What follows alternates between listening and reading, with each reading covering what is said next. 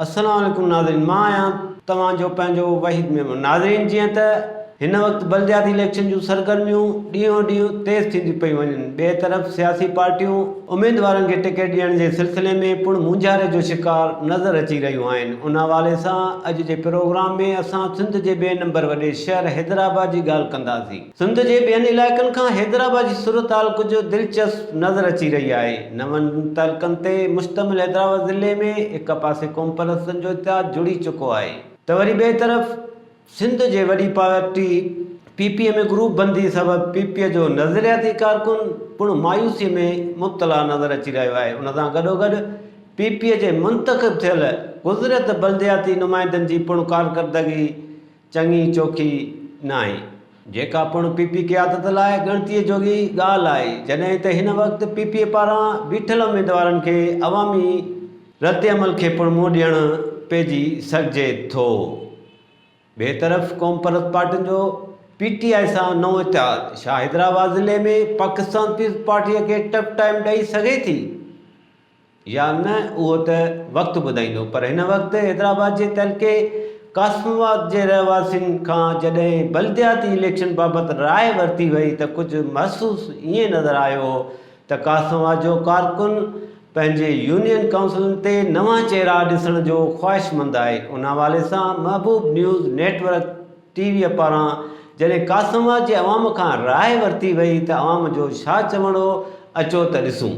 असां काउंसलर जंहिंखे चवंदो उन खे ॾींदासीं, कमु कराए न कराए न असां पंहिंजा हाणे नसीब आहे। इलेक्शन त थिए थी, पर हाणे मसइलो इहो आहे त जेके पहिरीं वारा कैंडिडेट खां हाणे ॿिया अचनि त बहितर आहे, छोकी पहिरीं जेके बि आहिनि कमकार उन हिसाब सां थिए कोन थो। भाई हाणे थोरा नवां चेहरा ईंदा त पोइ हला करे को उन्हनि खे अलाह हिदायत ॾे त कुझु कमकार जे हवाले सां पंहिंजो सिस्टम सही रखनि सेट। पुराणनि खे त ॾिसी वेठा आहियूं न, पुराणनि त को कम ई न कयो आहे न। तव्हांजे साम्हूं पोज़ीशन आहे, तव्हां बि ॾिसो पिया, असां बि ॾिसूं पिया।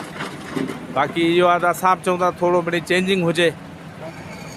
हैप्पी होम्स साईं कमु नथा थियनि न, चऊं था वञूं था हली हली थकिजो वञूं, केरु इहो ॿुधण लाइ तयारु न आहे। जेके हुननि जा पंहिंजा ख़ासि माण्हू आहिनि उन्हनि जी मतिलबु ॻाल्हियूं ॿुधनि था, आम माण्हू जी का वैल्यू कोन्हे। बसि पोइ मिड़े पियो कमु हले, जान हले। साईं हाणे असां त ॾींदा आहियूं पीपल्स पार्टी खे, उन ई खे ॾींदासीं, पर मक़सदु चइण जो इहो आहे त को मतिलबु असां चऊं था को कमु वारो माण्हू अचे जेको कमु कराए बाक़ाइदे, आवाम खे मतिलबु फैसिलिटीज़ हुजे। ऐं कमकार जे हवाले सां जेको मिसाल कंप्लेंट वग़ैरह थिए थी त उन ते फ़ौरन अमल कयो वञे। साईं सिंध में त आई पीपीबी त पार्टी कान्हे, कंहिंखे ॾियो वोट। अपोज़िशन का आई कान्हे न, अपोज़िट में कोई आहे ई कोन्हे, जे आहे त को कम जो ई कोन्हे। को जीडी आहे कंहिं कम जी न आहे का।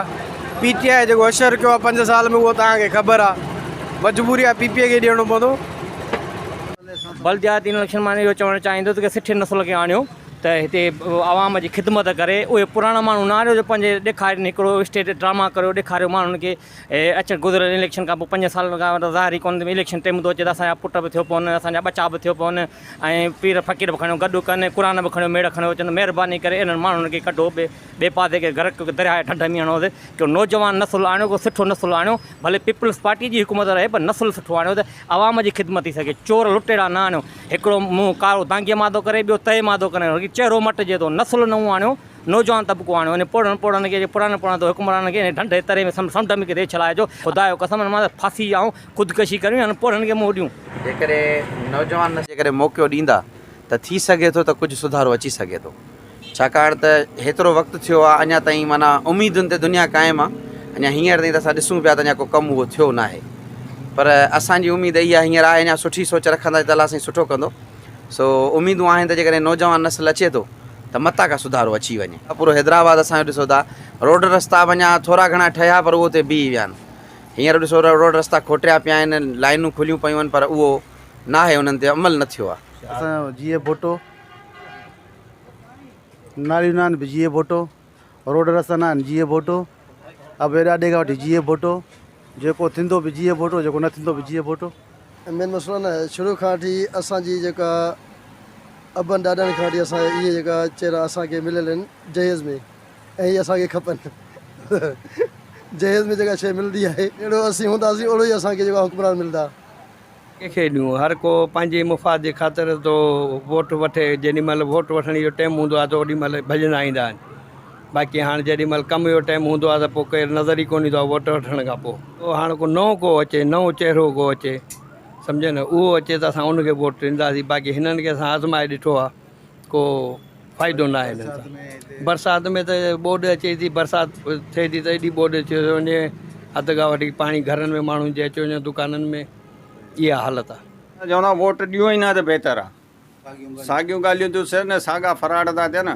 आवाम खे बसि बेवकूफ़ ठाहियो, नारा हणायो। गुज़िरियल 13-14 सालनि खां, ईअं खणी सम्झो त 20 सालनि खां वठी हिकिड़ी हुकुमरानी कनि पिया सिंध में, जिन खे जेको आहे सो आवाम वोट ॾींदी आहे, हमेशह कामयाबु कंदी आहे। पोइ उहे वरी जंहिं महिल वोट वठी वेंदा हलिया आहिनि, करप्शन में उन्हनि जो जेको आहे सो टॉप ते हूंदो आहे रखियल प्रोग्राम।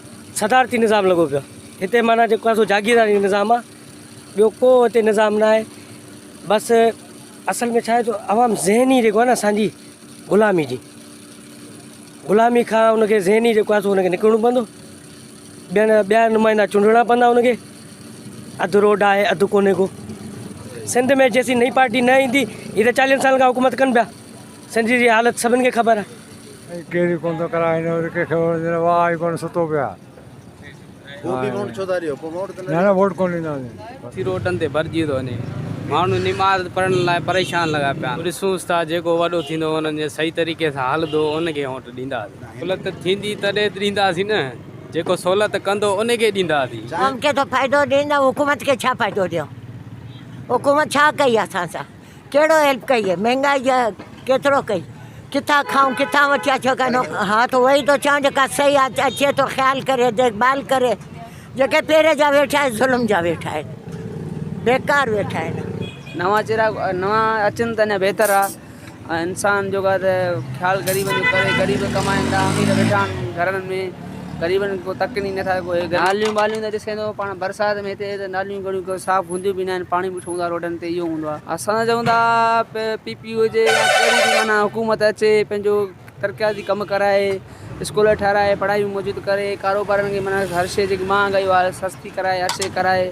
असां इहो करणु चाहियूं। जीअं त नाज़रीन, तव्हां कासमा जी आवाम जी राय ॿुधी, ऐं कासमा जी आवाम जी राय खां ईअं महसूसु थियो त पहिरियां जेके नुमाइंदा हुया, कहिड़े बि पार्टीअ जा हुया, पीपल्स पार्टीअ जा हुया, DDA जा हुया, JU जा हुया, गॾियल क़ौमी इत्तेहाद जा हुया, उन्हनि मां मुतमइन कोन आहिनि। उन्हनि जो रायो इहो हुयो, अवाम जो रायो इहो हुयो त हिन वक़्तु कहिड़े बि पार्टी, गॾियल पार्टियूं, गॾियल इत्तेहाद, GDA आहे, JU आहे या पीपल्स पार्टी, जेके बि अवाम जा नुमाइंदा हूंदा, इंशाअल्लाह उहे नए चहिरनि सां ईंदा ऐं पंहिंजे मेज़बान वहीद मेमून खे इजाज़त ॾींदा। अल्लाह भाई।